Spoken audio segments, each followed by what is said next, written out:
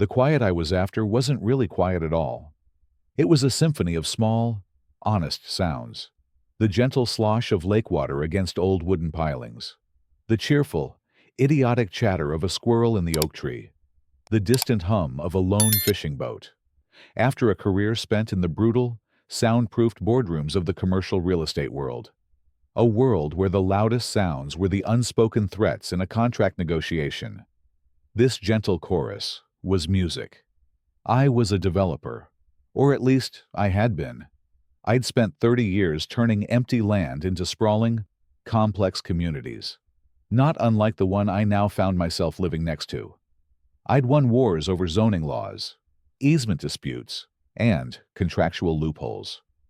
The stress had finally put me in a hospital bed with what my doctor called a cardiac event. I called it my exit ramp. I took it.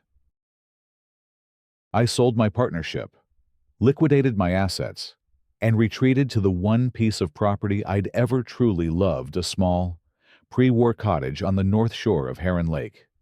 It was the only original dwelling left, a 50-year-old anachronism of stone and cedar, surrounded on three sides by the new, sprawling, and aggressively beige mansions of the estates at Heron Lake. My cottage wasn't part of their HOA. It was a holdout, a grandfathered-in parcel with its own deed, its own septic, and its own stretch of private shoreline. It was my haven, a place to finally stop developing and just be. My first few months were blissful. I spent my days restoring the cottage's old woodwork, and my afternoons on the lake in a simple, battered aluminum canoe. The quiet was working its magic. The knot in my chest was beginning to loosen. Then, on a sweltering August afternoon, the quiet was broken.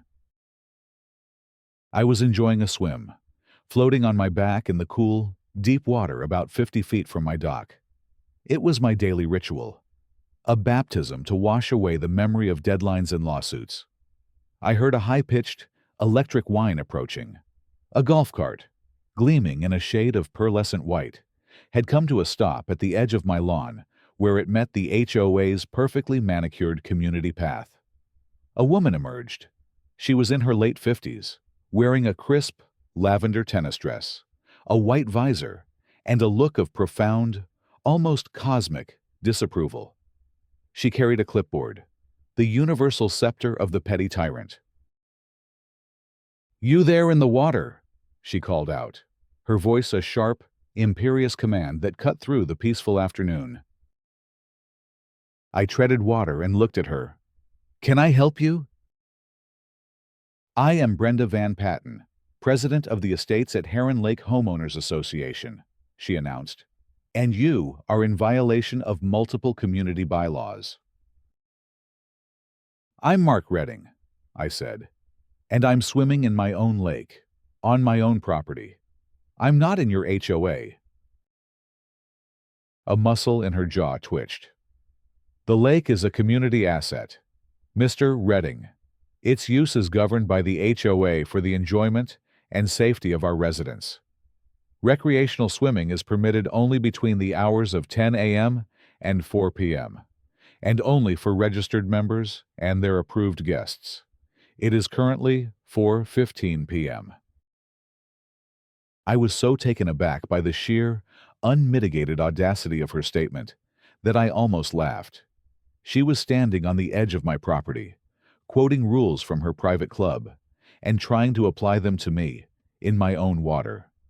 The part of my brain that had spent a lifetime analyzing opponents kicked in automatically. I saw her posture rigid, confrontational. I heard her language full of assumed authority and proprietary claims. This was a classic opening gambit in a hostile negotiation, an attempt to establish a dominant position through sheer force of will. "Mrs. Van Patten," I said, my voice carefully neutral, consciously suppressing the old, aggressive instincts.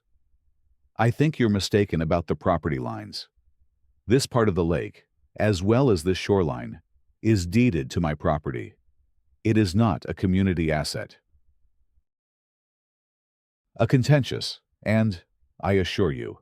Temporary interpretation of the master deed. She sniffed. Regardless, your unauthorized presence in the water sets a bad example and violates the spirit, if not the letter, of our community's regulations. I am giving you a verbal warning. Please exit the water immediately. I'm not going to do that, I said, the words simple and calm. Her face, which had been a mask of smug authority, seemed to tighten, the skin pulling taut over her cheekbones. I see, she said, her voice dropping to a low, menacing hiss. You're going to be one of those types. Very well. Mr. Redding, you've made your position clear, and now I'll make mine. You will find that we are very serious about our rules here. Very serious indeed. She turned, climbed back into her golf cart, and drove off, leaving me floating in the sudden, heavy silence. The cool water no longer felt refreshing. It felt like the front line of a battle I hadn't asked for, but which had, unequivocally, just been declared. The peace I had so carefully constructed had just been served with an eviction notice. My first instinct was to treat Brenda Van Patten as I would have any hostile party in a complex real estate negotiation with overwhelming legal force. I could have had my attorneys wrap her and her board in so much red tape, they'd be begging for a truce within a week. I could have filed for an injunction, a restraining order, and a civil suit for harassment so fast it would make her head spin. That was the old playbook. It was effective, but it was loud, messy, and the very definition of the conflict I had come here to escape. So, I chose a different path, a quieter one. I would not attack. I would fortify. I would build a case, brick by brick, letting her own aggression be the mortar. This was no longer a negotiation to be won, but a war of attrition to be survived. The first volley, as she had promised, was a formal notice of violation, sent via registered mail. It was an impressive document, full of lofty legalese, citing bylaws that didn't apply to me, and fining me $50 for my unauthorized after-hours swimming. This was followed a week later by a second notice, this time fining me $100 for my unapproved watercraft, my old aluminum canoe, which apparently violated their white or navy blue hulls only policy. I took the letters and called my longtime corporate counsel, Evelyn Reed. Evelyn, I said, I need you to step out of the billion-dollar merger world for a moment and deal with a suburban tyrant. I explained the situation. I could hear the weary sigh through the phone.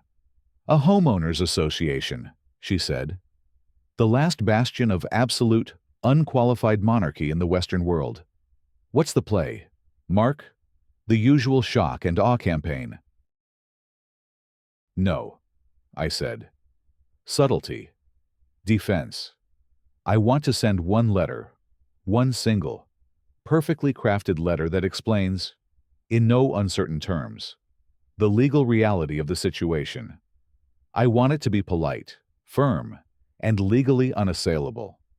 Cite the original master deed for the entire development, the specific carve-out for my parcel, the county property records, everything. And what about the lake itself? She asked. The deed can be ambiguous about riparian rights. That's the interesting part, I said, a flicker of my old professional self stirring. The original master deed is a fascinatingly complex document. The developer structured the financing in a very unusual way. I'd like you to take a deep dive into Article 12, specifically the section on developers' rights and special assessments. I think there might be a vulnerability there. This was the seed I was planting, the long game I had already begun to map out. Evelyn, her interest piqued by the mention of a complex legal document, readily agreed. The letter she drafted was a thing of beauty, a polite but devastating takedown of Brenda's entire legal position. We sent it, and I filed my copy in a new, heavy-duty binder. I labeled Heron Lake. Brenda's response was to completely ignore it. The fines continued, now escalating in price and absurdity. I received a $250 fine for the unapproved color of my cottage's front door. It was a tasteful forest green. I received a $50 fine because a small stack of firewood on my porch was unsightly clutter. I never paid. I never responded. I simply slipped each notice into a plastic sleeve and added it to the binder. I was trying to maintain my peace, to focus on my woodworking and my fishing, but her presence was a constant, low-grade hum of anxiety in my life. I found myself thinking in terms of my old work. Brenda wasn't just a nuisance. She was a liability, a non-performing asset that was negatively impacting my entire portfolio of tranquility. One evening, I was sitting on my porch, trying to read, when I saw her across the lake, hosting some sort of lavish party on her deck. The sound of their shrill laughter and bad music carried across the water, a direct violation of the peace she claimed to be protecting. I felt a familiar, cold anger coiling in my gut. I had come here to escape people like her, people who saw the world only in terms of what they could control. And now, my very existence was a challenge to her control. I closed my book and went inside. I pulled out the heavy Heron Lake binder. My strategy of passive defense wasn't working. It was time to move to the next phase. It was time to start actively investigating the structural integrity of her entire operation. When her barrage of paper threats was met with a wall of silent, documented contempt, Brenda escalated her campaign to physical incursions. The attacks were small and deniable. Textbook harassment tactics designed to create a constant state of low-level anxiety and to test the strength of my perimeter. The first move was the sign. I woke one morning to find a large, professionally made sign hammered into my lawn, just feet from my front door. It was made of the same dark wood and featured the same prancing horse logo as the main entrance to her subdivision. It read, "Private property of the estates at Heron Lake. No swimming, no fishing. Violators will be prosecuted." It was a brazen, physical annexation of my land. She was planting her flag in my front yard. The anger I felt was cold and sharp. I saw it for what it was, a probe. She was testing my response. A furious, yelling confrontation was exactly what she wanted. It would feed her narrative of me as an unstable aggressor. So I denied her the satisfaction. I put on a pair of work gloves, methodically photographed the sign from every angle, documenting its illegal placement on my property. Then, using a crowbar, I carefully pried it from the ground without damaging it. I did not destroy it. I did not throw it back onto her property. I simply laid it flat on the ground, just on her side of the property line. A silent, non-aggressive return of her misplaced property. And then I went about my day. It was a move of calculated indifference, and I knew it would infuriate her far more than any angry outburst. The next incident was more personal. I had a small floating swim raft, anchored about 100 yards from my dock, a place I would paddle out to in my canoe to read. I went down to the lake one afternoon to find the raft gone. The thick anchor rope had been cut cleanly with a knife. I scanned the lake and finally spotted it. A small speck beached on the far shore, a mile away. It was a petty, malicious act, designed purely to inconvenience me, to steal my time and my peace. As I spent the next 3 hours paddling my canoe across the lake to retrieve it, the slow, rhythmic work gave me time to think. My passive, fortified position was no longer tenable. She was forcing me to engage. That evening, I upgraded my security. I installed a series of small, discreet, motion-activated cameras in the trees along my shoreline. They were top of the line, with night vision and the ability to stream encrypted footage directly to a secure server. I was a developer. I knew the importance of surveillance on a remote site. I configured the system, setting the motion detection zones and the alert protocols. My peaceful lakeside cottage now had a digital perimeter tripwire. I hated what I was being forced to do, turning my sanctuary into a surveillance hub. But Brenda had left me no choice. A few nights later, my phone buzzed with an alert. It was 2 a.m. I pulled up the live feed on my tablet.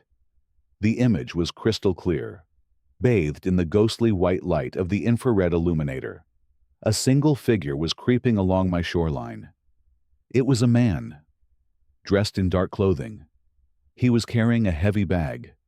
He stopped at the water's edge, right in front of my cottage, and began to empty the contents of the bag into the lake. It was a fine, white powder. I zoomed in. It looked like a powerful, industrial-grade algaecide or herbicide. He was trying to poison my section of the lake to create a dead zone. I watched, my heart pounding with a cold, controlled rage as he emptied the entire bag, then scurried away. The camera had captured it all: his face, his actions, the entire criminal act. I saved the footage to a separate, encrypted drive. This was a major escalation. This was no longer just harassment. It was a criminal act of environmental vandalism. I didn't call the sheriff. Not yet. This was a piece of evidence too powerful to be used on a simple vandalism charge. This was leverage. This was the cornerstone of the case I was now methodically building. The next morning, I took water samples and sent them off to a lab for analysis. Then, I sat on my porch, looking out at the water, and felt a profound sense of sadness. The war had come to my shore, and the first casualty was the peace I had treasured. Having failed to intimidate me with physical acts, Brenda turned her attention to my reputation, launching a vicious slander campaign on the HOA's private online forum. She sought to isolate me within the wider community, painting me as a dangerous and unstable outsider, a strategy designed to manufacture consent for whatever more drastic actions she was planning. My lawyer, Evelyn, had her paralegal, who had a friend in the community, monitoring the forum for me. The reports she sent were a chilling look into the mind of a master manipulator. Brenda's posts were carefully calibrated to sow fear and suspicion. She never mentioned me by name, always using phrases like, "the individual on the non-compliant North Shore property." A note on community safety. One post began, "Several residents have reported feeling unsettled and watched when using the community path near the North Shore. The individual residing there is known to be reclusive and has been observed engaging in unusual behavior. For the safety of you and your families, we advise you to avoid that section of the path after dusk." The comments were a predictable mix of fawning praise and whipped-up paranoia. "Thank you for the warning, Brenda. So scary. I always knew there was something off about that place." She then used the act of vandalism she had orchestrated as a weapon against me. "Urgent environmental alert," she posted a few days after her hired goon had poisoned my shoreline. "Our lake maintenance team has discovered a significant chemical contamination in the North Cove. We have taken water samples, and the initial results show high levels of an unknown industrial pollutant. It is a sad day when one individual's negligence threatens the health of the beautiful lake we all share. The board is consulting with environmental lawyers and will take all necessary actions to protect our community asset." The hypocrisy was breathtaking. She was framing me for her own crime. I added the screenshots to my binder, right next to the lab report from my own water samples, which clearly identified the pollutant as a specific brand of commercial herbicide sold at the local hardware store. The slander campaign had a real-world effect. The few friendly nods I used to get from people on the walking path were replaced with suspicious stares. People would physically move to the other side of the path when they saw me approaching. I was being treated like a leper. The isolation, which I had initially sought as a balm, was now being used as a weapon against me. It was a heavy, suffocating weight. One evening, I had a video call with my oldest friend and former business partner, David. I was sitting in my workshop, the half-finished canoe I was building sitting silently beside me. I tried to sound cheerful, but he saw through it immediately. "You look like hell, Mark," he said bluntly. "I thought you were supposed to be relaxing." I finally broke down and told him everything. The fines, the vandalism, the sign, the poison in the lake, the online smear campaign. He listened patiently, his face grim. "This is a classic hostile takeover strategy, Mark, just on a micro scale," he said when I was finished. "She's devaluing the asset, your peace of mind, to make it easier to acquire the physical asset, your property. She's trying to make your life so miserable that you'll just sell out and leave." "I know," I said, my voice hoarse. "But I can't bring myself to fight back the way I used to.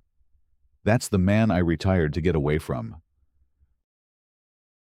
"Maybe you're looking at it the wrong way," David said. "You're not that guy anymore. You're not fighting for a bigger market share or a higher stock price. You're fighting for your home. You're fighting for your sanity. All those skills you have, the strategic thinking, the understanding of contracts and legal structures, the ability to stay calm under pressure, they're not just for making money. They're tools. And right now, you need to pick up your tools and build a defense so strong this woman can't even scratch the paint." His words resonated deep within me. He was right. I had been viewing my old skills as a curse, a part of a life I wanted to forget. But they were a part of me, and I could either let them atrophy, or I could use them to protect the new life I was trying to build. "You mentioned the master deed was complex," David said, his eyes lighting up with the familiar spark of a problem to be solved. "The developer's rights clause. Did you ever follow up on that?" Evelyn looked into it. I said, "The original developer, a company called Lakeside Ventures, went bankrupt years ago. Their remaining assets, including the developer's rights for Heron Lake, were bundled up and sold off to a series of creditors. It's a tangled mess." "Tangled messes are where we used to find our greatest opportunities," David said with a grin. "Maybe it's time to do a little due diligence, my friend. Find out who holds those rights now. That's the real seat of power in any development. Not the president of the board, but the entity that holds the master rights." The conversation was a turning point. My objective shifted. I was no longer just defending against Brenda's attacks. I was going on a quiet, methodical hunt for the ultimate source of power in the estates at Heron Lake. I was going to find out who really owned the company. Brenda's next move was predictable, but no less infuriating. Having failed to intimidate me into submission, she turned to the authorities, attempting to use the county's resources as her own private enforcement agency. Each call she made was a further abuse of the system, and each time she unwittingly handed me another perfect piece of evidence. The first official visit was from a young, earnest-looking deputy from the county sheriff's office. He arrived on a Monday morning, looking apologetic before he even got out of his car. "Mr. Redding," he said, approaching me on the porch where I was enjoying my morning coffee. "I'm Deputy Evans. We received a call about a public nuisance complaint." Let me guess. I said with a weary sigh. It was about me swimming in my own lake. The deputy's eyebrows shot up. Yes, sir. That's it exactly. The complainant, a Mrs. Van Patten, stated that you were creating a hazardous situation and violating community rules. Deputy, I said calmly, I'd like to show you something. I led him into my office and showed him the official county plat map, my property deed, and the letter from my attorney, Evelyn, which clearly outlined my ownership of the land and the corresponding riparian rights. As you can see, I explained, the lake is private property, mine, not a community asset. Therefore, the HOA's rules do not apply.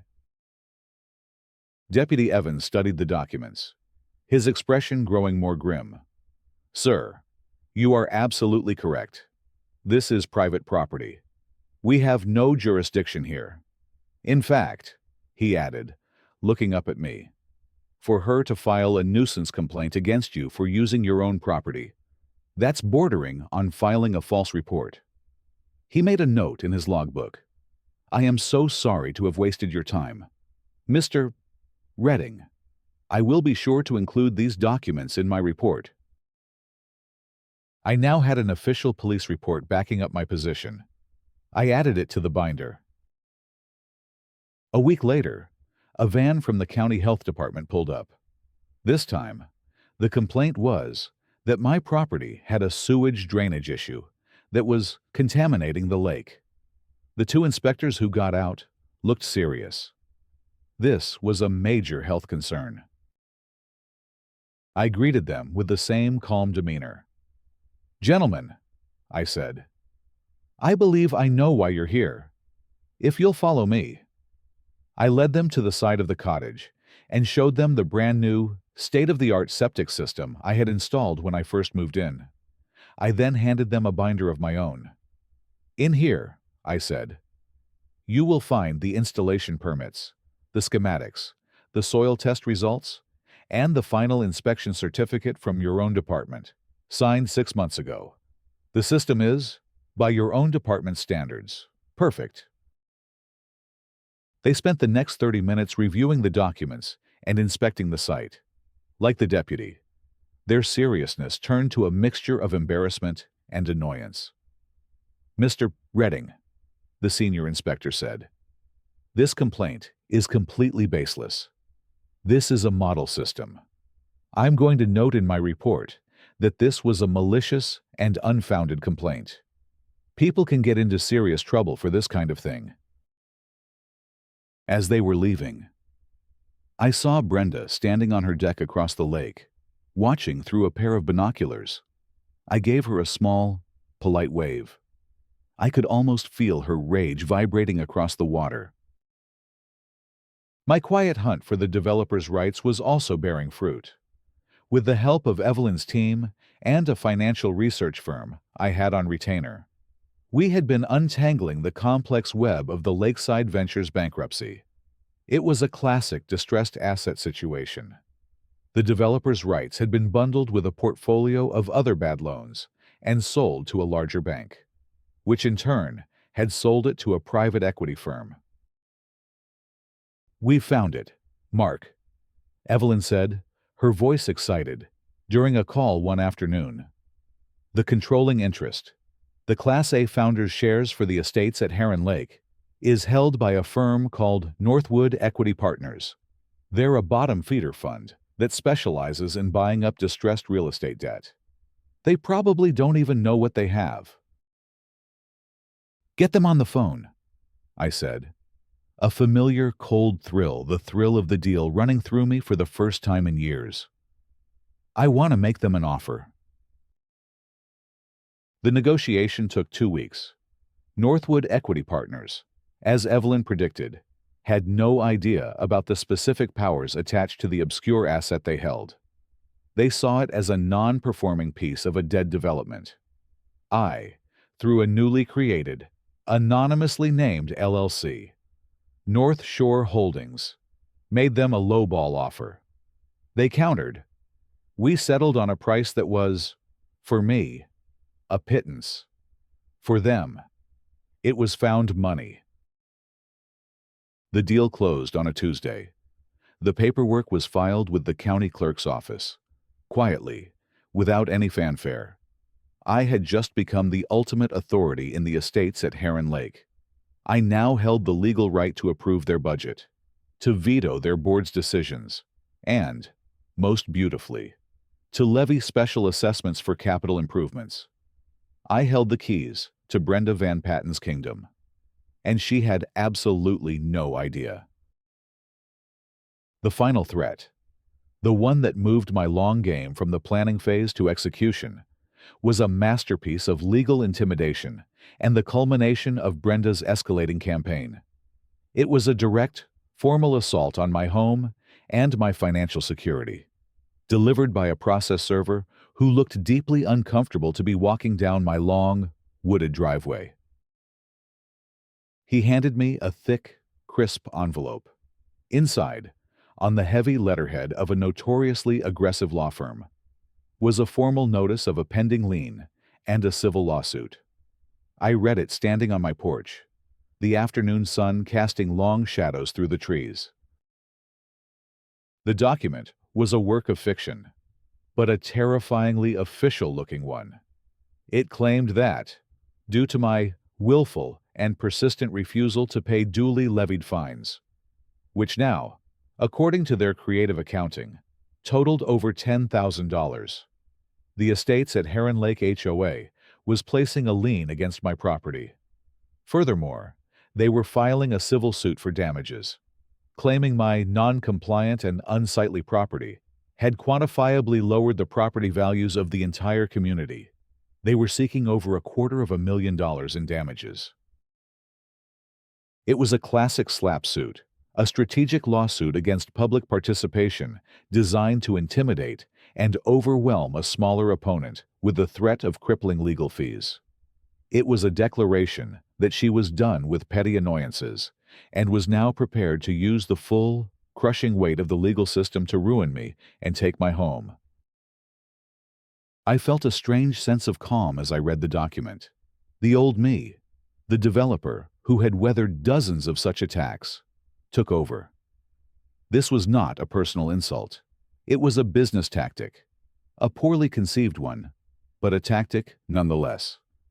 She had finally moved the battle onto my home turf, the world of contracts, lawsuits, and financial leverage.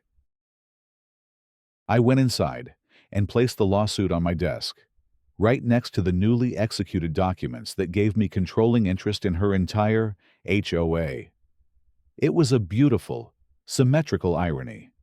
She was threatening me with a lien, not knowing that I now held the power to place a far more devastating one on every single member of her community.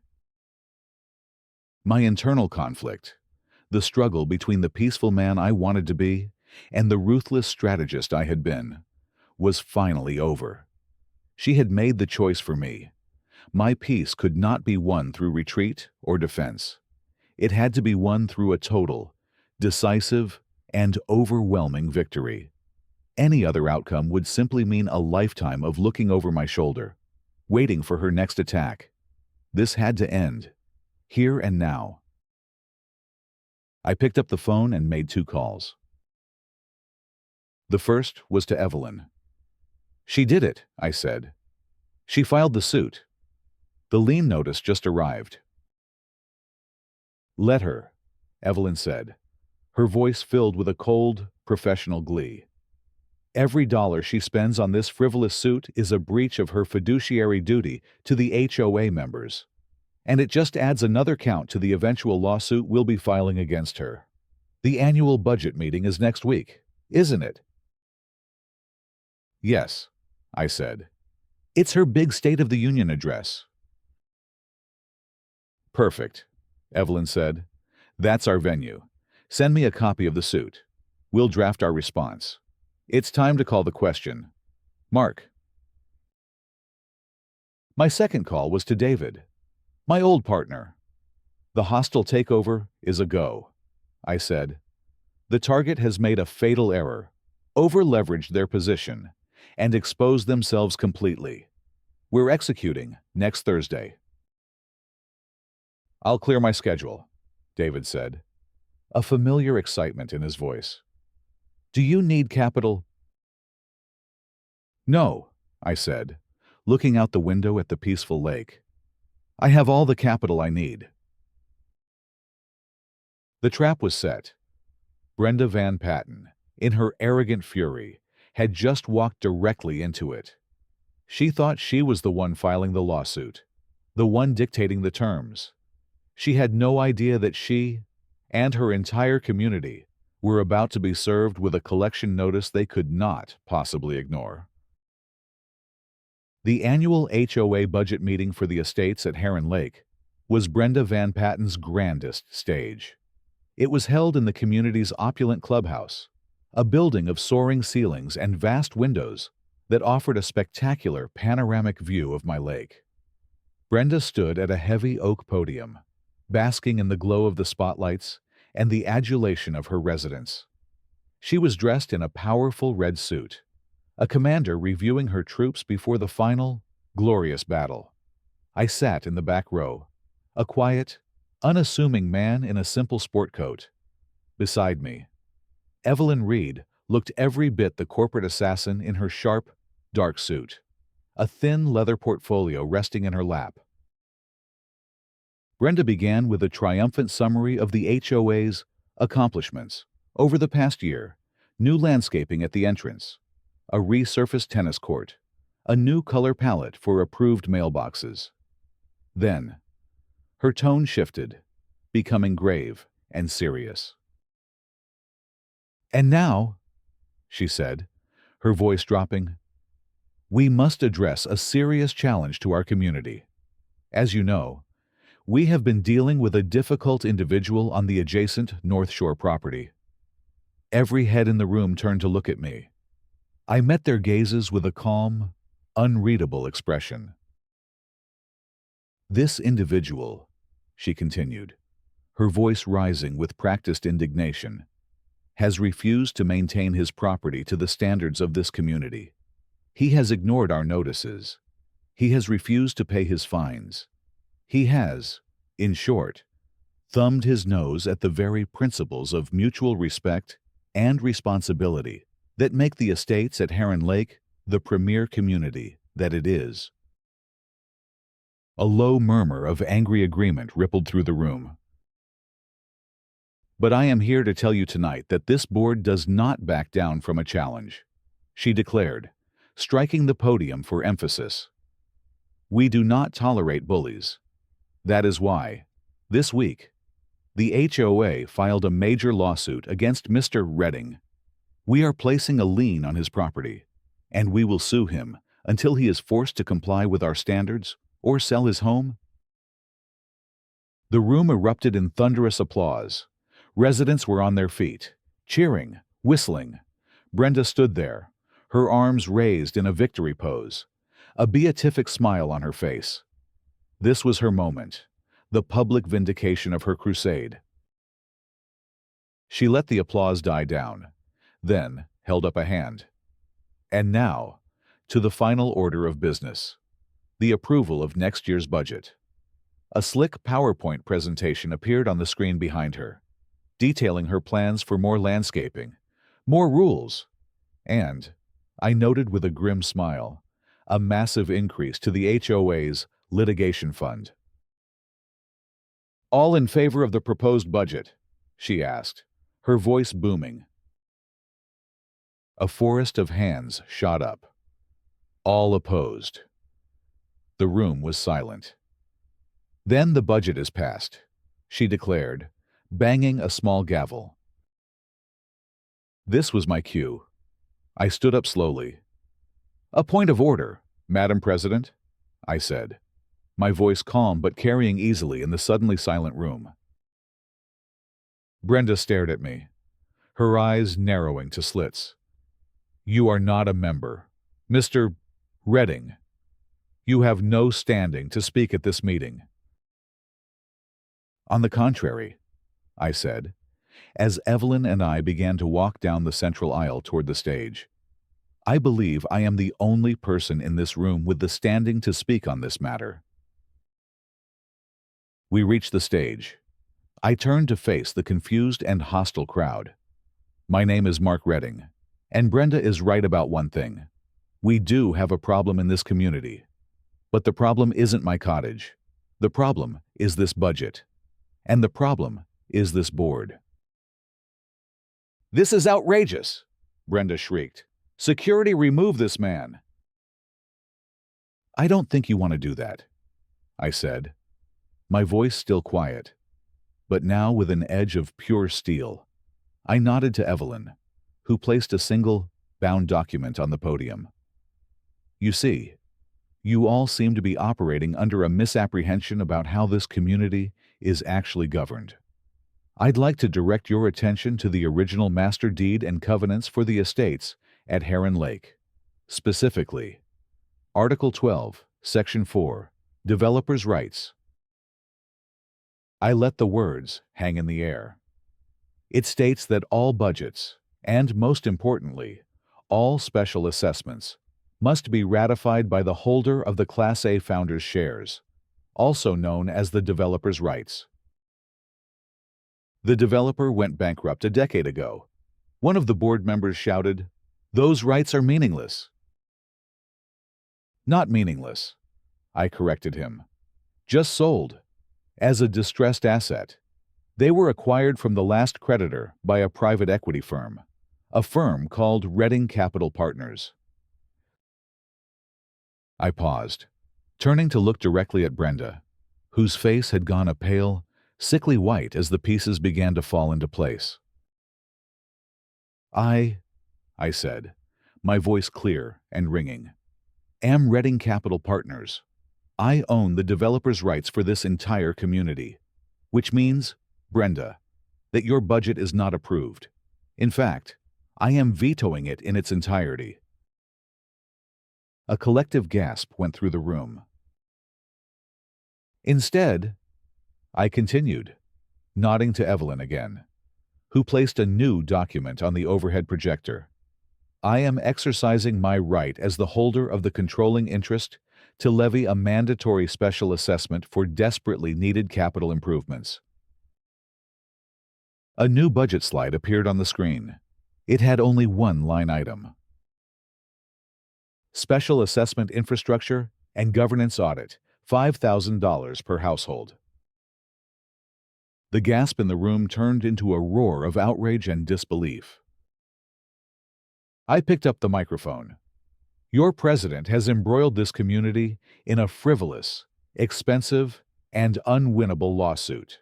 She has mismanaged your funds and exposed you all to massive liability. This special assessment will cover the costs of a full, independent forensic audit of the HOA's books for the past 5 years, a complete legal review of all board actions, and the hiring of a new, professional management company." I looked down at Brenda, whose triumphant expression had collapsed into a mask of pure, uncomprehending horror. "You tried to fine me $1,000 for swimming in my own lake," I said, my voice dropping to a near whisper, but carrying through the microphone to every corner of the room. "I'm fining you, and everyone who supported you, $5,000 for your arrogance. And unlike your fine, mine is legally binding.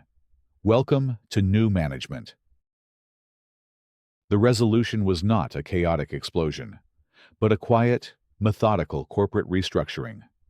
The immediate aftermath of the meeting was pandemonium, a storm of angry, terrified questions from residents who had just been hit with a legally binding $5,000 fee. Brenda Van Patten, in the face of their fury, completely crumbled. Her authority, built on a foundation of bluster and intimidation, vanished in an instant. She was shouted down, called a fool and a tyrant, and fled the clubhouse in tears. The next day, as the holder of the developer's rights, I formally called an emergency meeting of the community. I, along with my attorney Evelyn, calmly and clearly explained the situation. I presented them with the documents proving my controlling interest. I showed them the preliminary evidence of Brenda's frivolous spending and her campaign of harassment against me, explaining that the special assessment was necessary to clean up the legal and financial mess she had created. The anger in the room, once directed at me, now focused with laser-like intensity on Brenda. She was removed from the board in a unanimous vote. The forensic audit I had commissioned uncovered years of financial mismanagement and the use of HOA funds for personal vendettas. Faced with a civil suit from the HOA itself, now under new leadership and complete social ostracization, she and her husband sold their home and left the community in disgrace within a month. My role was not to become a new tyrant, but to restore order. I worked with a newly elected sensible board to create a new, fair budget. We used the funds from the special assessment to hire a professional, independent management company, ensuring that the HOA would be run with transparency and accountability. We revised the covenants, striking out all the absurd, petty rules about aesthetics and focusing only on what was necessary for the health, safety, and peaceful coexistence of the community. Once the new systems were in place, I formally relinquished my active role. I retained my developer's rights as a silent backstop against future tyranny, but I handed the day-to-day governance back to the residents. My hostile takeover was complete, and the result was a stable, peaceful, and fairly run community. My own life returned to the quiet I had so desperately craved. The peace was no longer fragile. It was solid, built on a foundation of justice, and earned through a battle I had won not with anger, but with strategy. The knot in my chest was finally, truly, gone. One perfect evening, months later, I was floating on my back in the cool, clear water of my lake.